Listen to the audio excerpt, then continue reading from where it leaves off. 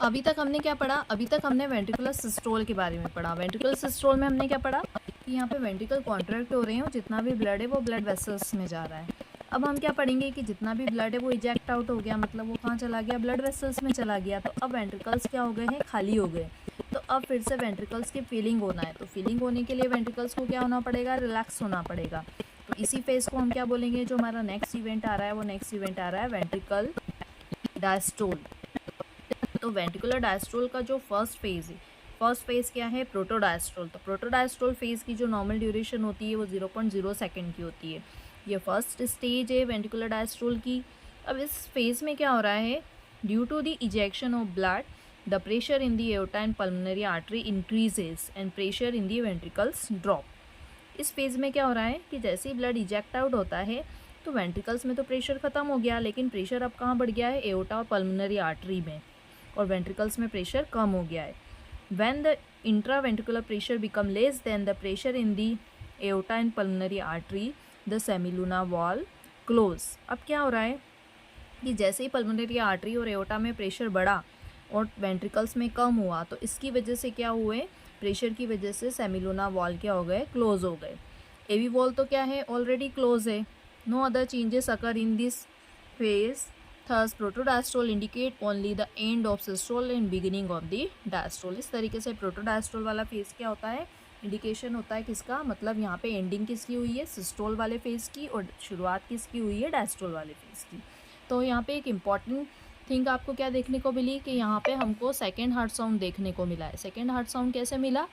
कि जो वॉल थे, कौन से वाले वॉल थे? सेमिलोना वॉल, वो क्या हो गए? क्लोज हो गए, और क्लोज होने की वजह से हमें यहाँ पे सेकेंड हार्ट साउंड देखने को मिला। तो प्रोटोडायस्ट्रोल वाले फेज में क्या हो रहा है? एक बार मैं आपको फिर से समझाती हूँ कि कैसे क्या हुआ। जो हमारा वेंट्रिकुलर सिस्टोल वाला फेज था वहाँ क्या हुआ? वेंट्रिकल्स कॉन्ट्रैक्ट हुए। तो दोनों क्या हुए? वेंट्रिकल्स कॉन्ट्रैक्ट हुए, और कॉन्ट्रैक्शन होने की वजह से जितना भी ब्लड है वो कहाँ चला गया? पल्मोनरी आर्टरी में और एओर्टा में चला गया। अब क्या हुआ कि जितना भी ब्लड है वो दोनों आर्टरीज में चला गया, तो अब प्रेशर इन आर्टरीज में बढ़ गया है और वेंट्रिकल्स में प्रेशर कम हो गया है। मतलब वेंट्रिकल्स में प्रेशर कम हो गया और इन आर्टरीज में प्रेशर बढ़ गया। तो जैसे ही इन दोनों आर्टरीज में प्रेशर बढ़ा, तो इस प्रेशर बढ़ने की वजह से क्या हुआ है? हमारे ये दोनों सेमिलुना वॉल क्या हो गए? क्लोज हो गए, और इसी की क्लोज होने की वजह से हमें यहाँ पे कौन सा हार्ट साउंड मिला? Second heart sound. अब यहाँ पे हम नेक्स्ट फेज की बात करेंगे। अभी क्या हुआ? अभी तक क्या हुआ है यहाँ पे कि हमारे दोनों वॉल क्या हो गए हैं? क्लोज ही है, और वेंट्रिकल क्या है? रिलैक्स है। तो इस फेज को हम नेक्स्ट फेज को हम क्या बोलेंगे? Isometric relaxation period. नाम से ही पता चल रहा है, मतलब रिलैक्सेशन, मतलब यहाँ पर वेंट्रिकल्स क्या होंगे? रिलैक्स होंगे। तो यहाँ पे क्या इन्होंने बोला है? Isometric relaxation is the type of muscular relaxation characterize by decrease in the tension without any change in the length of the muscle fibre. मतलब इस फेज में क्या हो रहा है? मसल रिलैक्स हो चुकी है, टेंशन भी कम है क्योंकि ब्लड नहीं है, और कोई मसल फाइबर के लेंथ में कोई चेंजेस नहीं आ रहा है। During this period once again all the wall of the heart are close. इस फेज में आपको दोनों वॉल क्या होंगे? क्लोज ही मिलेंगे, बंद रहेंगे। Now the both the ventricle relax as a close cavity without any change in the volume and length of the muscle fibre. मतलब इस फेज में क्या हो रहा है? दोनों वॉल क्लोज है, वेंट्रिकल के अंदर कोई ब्लड नहीं है, और वेंट्रिकल क्या है? रिलैक्स है। तो इसकी जो ड्यूरेशन होती है वो ड्यूरेशन होती है 0.08 सेकेंड की, और इस फेज में वेंट्रिकल्स के अंदर कोई प्रेशर नहीं रहेगा। अब नेक्स्ट फेज हमारा कौन सा आ रहा है? नेक्स्ट फेज आ रहा है हमारा रैपिड फिलिंग फेज और slow filling phase and last rapid filling phase. तो रैपिड फिलिंग फेज में क्या हो रहा है? अब जब हमने पढ़ा कि जैसे ही वेंट्रिकल रिलैक्स हुए, तो रिलैक्स होने की वजह से क्या हुआ? अब जो हमारे कौन से वाले वॉल खुलेंगे?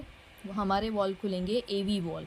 एवी वॉल क्यों खुलेंगे? क्योंकि जितना भी ब्लड है वो एट्रियम से अब वेंट्रिकल्स में जाएगा, मतलब वेंट्रिकल्स की अब फिलिंग होगी। तो इसको मैं आपको डायग्रामेटिक समझा देती हूँ फिर से।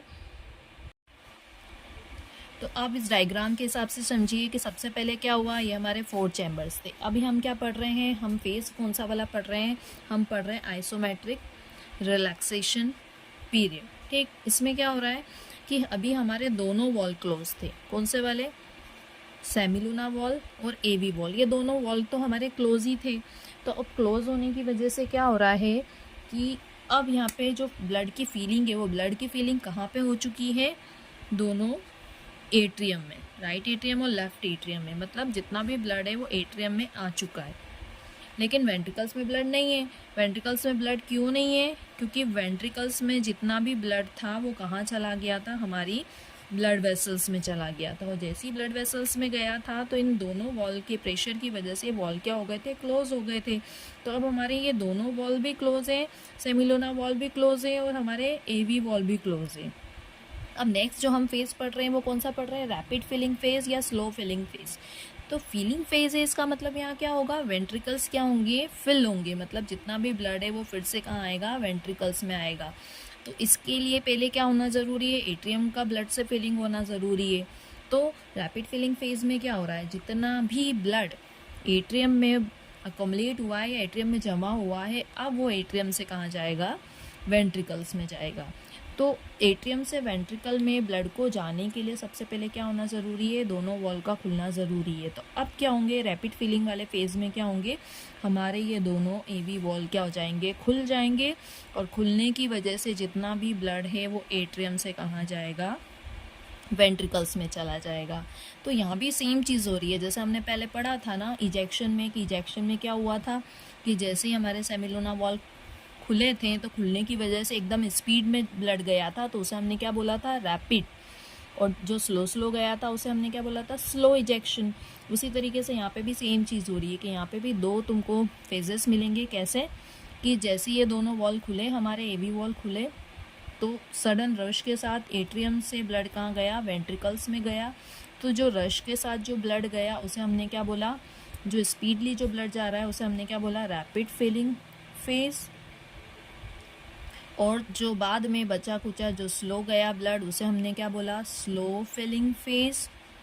और लास्ट में एट्रियम क्या करता है? एक किक मारता है। किक मारता है मतलब जो स्पीड में जो ब्लड जाता है, फिर उसके बाद में धीरे धीरे ब्लड जाता है, तो उसे हमने बोला स्लो फिलिंग फेज।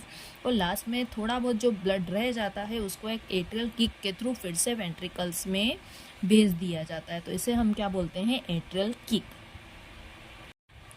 अब हमारा नेक्स्ट कौन सा आएगा? तो नेक्स्ट फेज आएगा आइसोमेट्रिक रिलैक्सेशन पीरियड। तो रिलैक्सेशन में पीरियड में क्या हुआ? तो अभी यहाँ पे हमारा जो वेंट्रिकल है वो रिलैक्स ही है। रिलैक्स मतलब ना तो हमारा सेमिलोना वॉल दोनों खुले हैं और नहीं हमारे एवी वॉल खुले हैं, मतलब वेंट्रिकल रिलैक्स कंडीशन में। अब क्या होगा? तो अब ये होगा कि वेंट्रिकल्स को ब्लड की फिलिंग करना है, तो अब हमारे कौन से वाले वॉल खुल जाएंगे?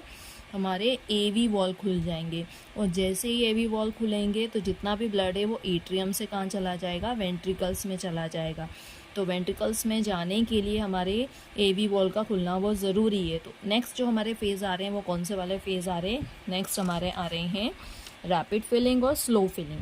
तब रैपिड फिलिंग में क्या हो रहा है कि जैसे ही एट्रियम से वेंट्रिकल में ब्लड गया, तो कैसे गया कि एवी वॉल हमारे खुल गए और खुलने की वजह से रश के साथ जो ब्लड गया वेंट्रिकल में, तो हमने उस फेज़ को क्या बोला? Rapid filling phase. उसके बाद में स्लो स्लो ब्लड गया वेंट्रिकल्स में, तो उसे हमने बोला स्लो फिलिंग फेज। और लास्ट में जो बचा हुआ ब्लड एट्रियम में होता है, तो एट्रियम उसको किक के थ्रू आगे की तरफ भेजता है, मतलब एट्रियम से वेंट्रिकल में भेजता है, तो उस फेज़ को हम क्या बोलते हैं? Atrial kick. इस तरीके से आज मैंने आपको कार्डियक साइकिल के बारे में बताया। अगर आपको मेरा लेक्चर अच्छे से समझ में आया है तो आप मेरे चैनल को सब्सक्राइब ज़रूर करें और एक बार मेरे इस वीडियो पे लाइक एंड कमेंट्स ज़रूर करें।